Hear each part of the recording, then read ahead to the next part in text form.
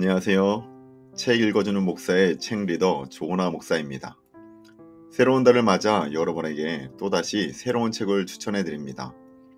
오늘 여러분에게 소개시켜 드릴 책은 스카이 제서니가 지은 종교에 죽고 예수에 살다 라는 책입니다.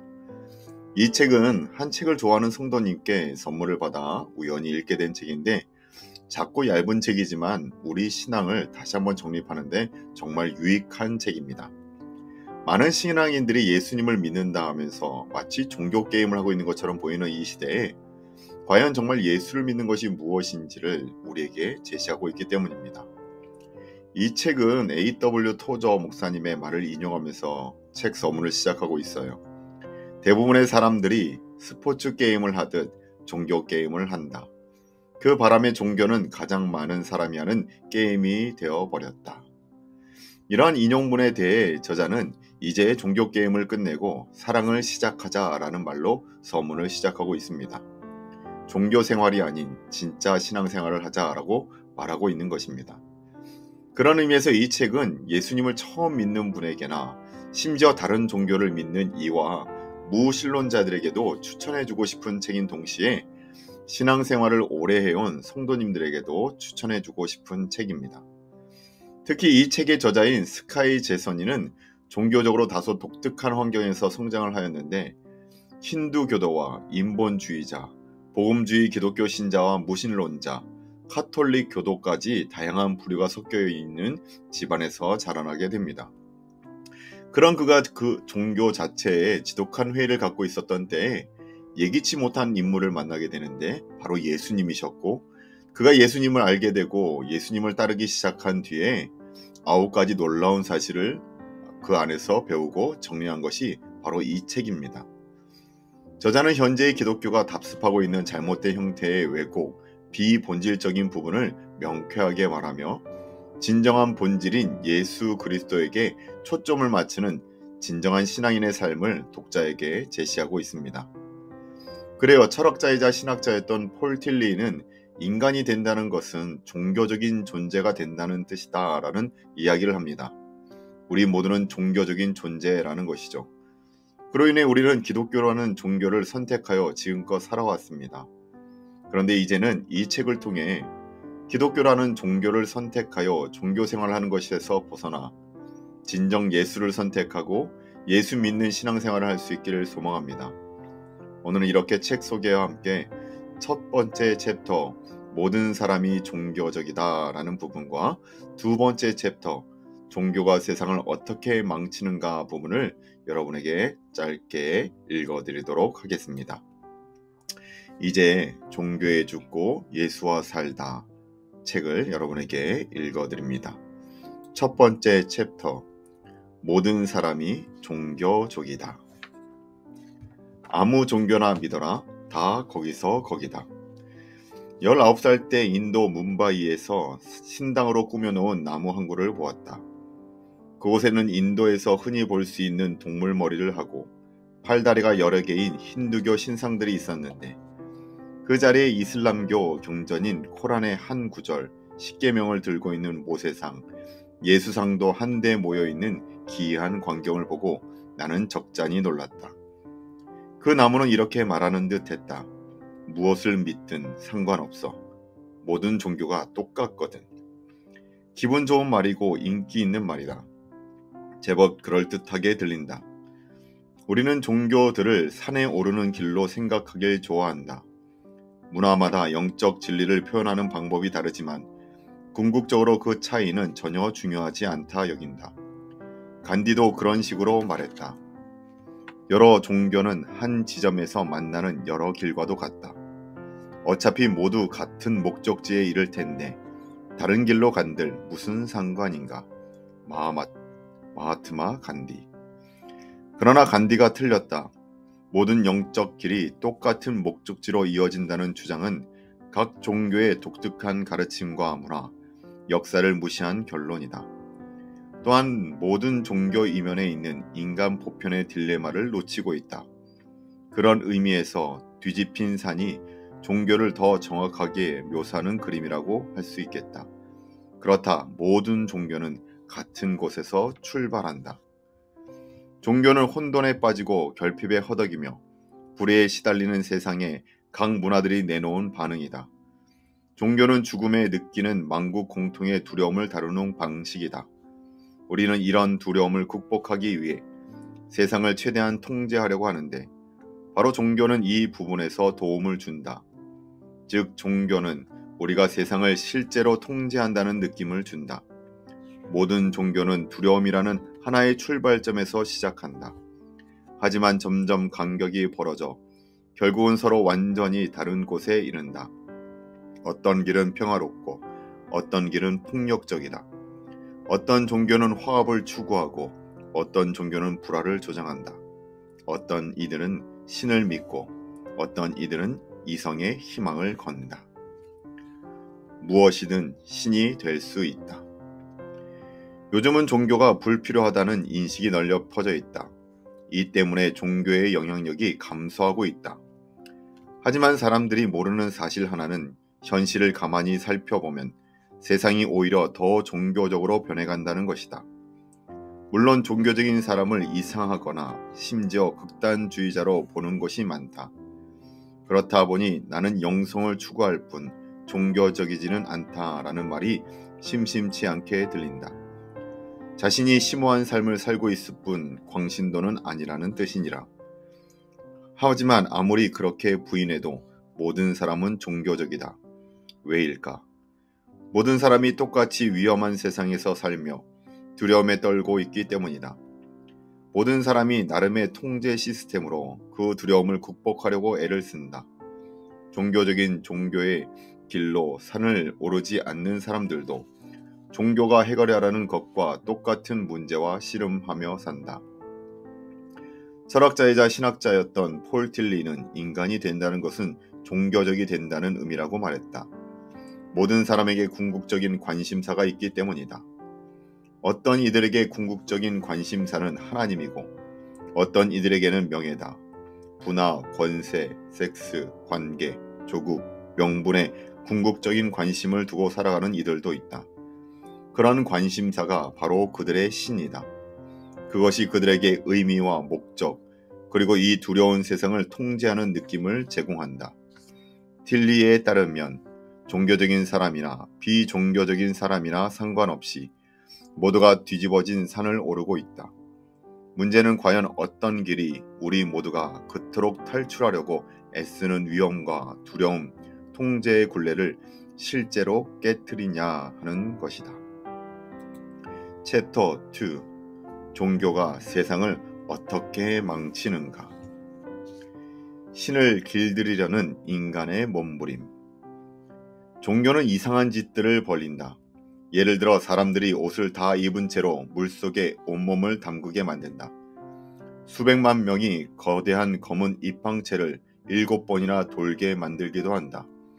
심지어 처녀들을 화산 속에 던지기도 한다. 한 번은 외국에서 자다가 아침에 눈을 떠보니 내 방에서 희한한 종교의식이 벌어지고 있었다. 한 남자가 물과 꽃들, 불타는 코코넛이 담긴 쟁반을 머리에 인 채 아슬아슬 균형을 잡고 그 주위로 4명의 내시가 둘러싼 채 춤추는 모습에 기절하는 줄 알았다. 이 괴이한 의식의 정체는 도대체 무엇일까? 초기 문명들은 각자 다른 성격과 의지를 지닌 신들이 우주를 다스린다고 믿었다. 따라서 자신이나 자신의 공동체가 해를 입지 않도록 세상을 통제하려면 이 세상을 통제하는 신들을 조종해야만 했다. 고대 종교들은 신들의 노여움을 달래거나 복을 얻기 위해 제사와 의식을 사용했다. 그런 의미에서 종교는 기본적으로 일종의 뇌물 행위였다. 신적인 힘들을 통제하고 우주의 운영에 참여하려는 욕심으로 제사를 드렸다. 지금은 지구가 자전하면서 매일 아침 태양이 떠오른다는 것을 알고 있다. 하지만 고대인들은 신이 태양을 떠오르게 한다고 믿었다. 심지어 태양 자체가 하나의 신이라고 믿는 종족들도 있었다. 그들이 볼 때 태양신이 진노하면 내일은 오지 않을 수도 있었다. 종교는 이런 두려움을 줄이고자 신들의 분노 발작을 통제하는 방법을 마련했다. 바로 내시들의 춤이었다. 종교가 진화하면서 그 통제 시스템도 발전했다. 시간이 지나면서 의식과 주문, 제사 외에 도덕이 신의 은총을 잊거나 신의 진노를 피하는 중요한 방법으로 등극했다. 도덕적으로 살면 풍년이 찾아오고 가문이 번성하며 국가가 전쟁과 가뭄을 피할 수 있다는 믿음이 뿌리를 내렸다. 이런 이유로 많은 종교적인 사람들이 하나님의 계명에 순종함으로써 경건의 껍데기를 치장하고 있다. 하지만 가까이서 속을 들여다보면 전혀 다른 풍경이 펼쳐진다. 종교적인 사람은 사랑에서 우러나온 헌신을 하기보다는 단순히 예측 불가능한 세상을 두려워하는 사람일 수 있다. 내가 과연 취직할 수 있을까? 내 자식들이 무사할까? 우리 팀이 결승에 진출할 수 있을까? 그는 이런 통제할 수 없는 상황을 통제하기 위해 도덕적인 행동으로 하나님의 복을 얻어내려고 한다. 그래서 겉으로는 하나님께 헌신한 듯 보이지만 실상은 세상을 자신이 원하는 대로 움직이기 위해 하나님을 꼭두가시처럼 조종하려는 것일 뿐이다. 미식 축구 리그 와이드 리시버 스티브 존스는 엔드존에서 날아온 패스를 받아내지 못한 뒤에 다음 트윗을 남겼다. 그는 자신의 역할을 충실히 수행했다. 누구보다도 열심히 하나님을 찬양했다. 그런 만큼 하나님이 공을 잡도록 도와주실 줄 알았다. 하지만 하나님이 그분의 역할을 다하지 않으셨다고 판단되자 그는 SNS를 통해 그분께 한바탕 포부됐다. 나는 매일 하루 종일 당신을 찬양했어요. 그런데 나를 이런 식으로 대접하다니요. 이 일에서 교훈을 얻으라고요? 어떻게? 교훈은 무슨? 이런 일을 절대 잊지 않겠어요. 절대. 스티브 존슨의 트윗은 종교의 첫 번째 문제점을 적나라하게 보여준다. 하나님은 그분을 통제하려는 우리의 시도에 응해 주시지 않는다는 것이다. 하지만 하나님을 통제할 수 없는데도 왜 그토록 많은 사람들이 아직도 그런 시도를 하는 것일까? 그것은 소위 확증 편향 때문이다. 종교들은 기도나 의식, 도덕을 통해 하나님의 은혜가 임한 사건은 요란하게 선전하고 하나님의 침묵이나 비협조에 관한 이야기에 대해서는 쉬쉬하는 경향이 있다. 고대 그리스의 무신론 철학자 디아고라스의 이야기를 들어보라. 사람들이 디아고라스에게 신의 존재를 설득시키기 위해 기도했다가 남판선에서 구조된 선원들의 사진을 보여주었다. 하지만 그는 시큰둥한 표정만 지을 뿐이었다. 살려달라고 기도했지만 끝내 익사한 선원들의 사진은 어디에 있죠? 죽은 사람은 기대를 저버린 신에 관한 이야기를 전하지 않는 법이다. 종교들은 긍정적인 이야기만 부각시킴으로써 우주를 통제할 수 있다는 인식을 심어주고 두려움의 해독제를 찾는 사람들은 종교 지도자들이 파는 약을 사기 위해 길게 줄을 서 있다. 이런 도덕적 공식들은 모두에게 절망적인 상황을 만들어낸다. 즉 도덕적 울타리 안에 완벽히 머물렀지만 결국 하나님이 자신의 뜻대로 움직이지 않는다는 사실을 발견하고 절망할 수 있고 반대로 도덕적 울타리 밖에 있는 사람들은 자신에게 미칠 하나님의 복은 눈꼽만큼도 없다는 결론을 내릴 수 있다. 종교를 버리는 젊은이들의 대열이 끝없이 이어지는 것도 무리는 아니다. 하나님의 비밀 경찰을 자처하다. 종교적 규칙들을 잘 지켜야 재난을 피할 수 있다면 종교 지도자들은 누구도 규칙을 어기지 않도록 감시하고 규제하는 종교 경찰 역할을 해야 한다. 하나님의 비밀 경찰이라고 나할까? 담배 피우지 마. 껌 씹지 마. 그런 여자 사귀지 마. 학생들이 그렇게 소리 지르며 손가락질을 하는 목사나 자로 때리는 수녀를 상상해보라. 안타깝게도 자기가 생각하는 하나님의 뜻을 집단 전체에 적용하려는 이런 인간 본능은 온갖 끔찍한 공포를 낳았다. 2001년 9월 11일의 테러 공격을 생각해보자. 그 참극이 일어나기 3년 전 알카에다는 아라비아 반도 파병이 하나님의 뜻을 거스른 행위라며 미국을 맹비난했다. 테러리스트들은 하나님의 경찰로서 그분의 법을 어긴 미국을 엄벌하는 것이 자신들의 거룩한 임무라고 믿었다. 놀랍게도 미국의 일부 종교인들도 같은 생각을 보여주었다. 일례로 테러 공격이 있은 지 며칠 만에 한 유명 목사가 텔레비전에 나와 이런 발언을 했다. 이방인들과 낙태주의자들, 페미니스트, 동성애자들, 이들 모두는 미국을 세속화하려고 한 자들입니다. 이들의 면전에 대고 바로 당신 때문에 이런 일이 일어난 거요라고 말해주고 싶습니다. 이슬람교 테러리스트들과 기독교 근본주의자들은 모두 9.11 테러가 하나님의 명령을 거역한 미국 때문에 일어났다고 믿었다. 단지 그것이 어떤 명령인지 대해서만 의견이 달랐을 뿐이다. 크리스토퍼 하친스 같은 무신론자들은 종교가 저지른 악행을 근거로 하나님의 존재를 부인한다. 쉬운 멍해, 가벼운 짐이 여기 있다. 크리스토퍼 하친스는 예수님과 죽이 맞을 만한 사람이었다. 예수님도 하나님의 경찰 행세를 한 종교 지도자들 때문에 무척 속을 끓이셨으니 말이다. 예수님 당시 서기관들과 바리새인들은 종교를 매우 단순한 동시에 짐스러운 규칙으로 이해했다. 순종 이꼴 축복, 불순종 이꼴 저주. 이 공식의 의미는 간단하다. 복 받는 것처럼 보이는 사람들, 그들은 순종한 만큼 하나님께 상을 받은 것이고, 저주받은 것처럼 보이는 사람들은 불순종의 보응을 받은 것이다. 이런 식으로 세상은 승자와 패자로 갈린다. 서기관들과 바리새인들은 승자였고 예수님을 위시한 촌뜨기 어부들과 창기들은 패자였다. 예수님은 이런 공식에 정면으로 도전하셨다.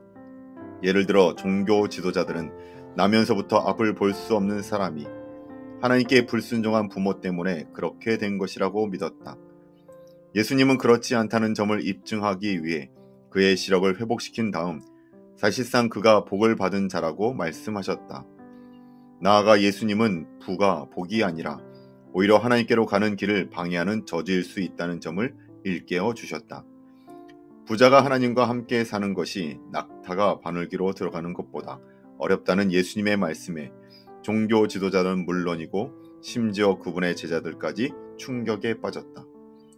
하지만 예수님의 가장 맹렬한 비판의 칼날은 바로 종교 지도자들을 향했다. 예수님이 보신 종교 지도자들의 진짜 문제점은 이것이었다. 무거운 짐을 묶어 사람의 어깨에 지우되 이 짐은 바로 하나님을 조종하기 위한 사용과 의식과 제사, 도덕이었다. 고대 이스라엘에서는 종교적 의무들을 멍에라 불렀다. 종교는 사람들에게 하나님을 조종할 수 있다는 거짓 믿음을 심어줌으로써 세상을 망친다. 종교는 두려움에 빠진 사람들을 독재자로, 종교단체를 권력을 남용해 사람들의 생활을 감시하고 통제하는 경찰 국가로 변질시킨다. 그렇다면 해답은 간단하다. 종교만 없으면 되지 않을까? 다음 장에서 이것이 왜 잘못된 것인지 알게 될 것이다. 오늘은 여기까지 챕터 1과 챕터 2를 읽어드렸습니다.